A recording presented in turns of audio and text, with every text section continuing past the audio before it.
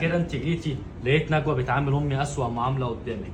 معلش معلش يا طنط، انا مش هعدي الموقف ده على خير، وريهام صاحبتك هتشهد النهارده على طلاقك.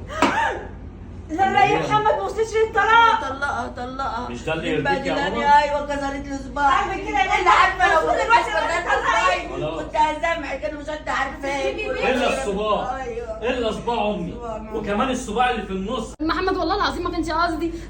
خلاص يا محمد خالص. استهدوا بالله يا محمد، ما تخربوش بيتكم. هي هتصالح طنط وتقول لها حقك عليا. هي خربت البيت خلاص يا استاذه ريهام، بقول لك كسرت صباع امي. عايزاني اعمل ايه معلش بعدين؟ معلش يا طنط. خلاص يا ماما، ماما انا هرمي على معلش انا اسف يا حبيبتي. ماما خلاص بقى، ده انت ما بتعملهاش معايا. انا هرمي على نجوى يمين الطلاق. لا استهدوا لا تخربوش بيتكم. انا اسفه هو ده اللي هيرضيك انت يا ماما؟ اسفه؟ خلاص هتوديني للدكتور. هوديكي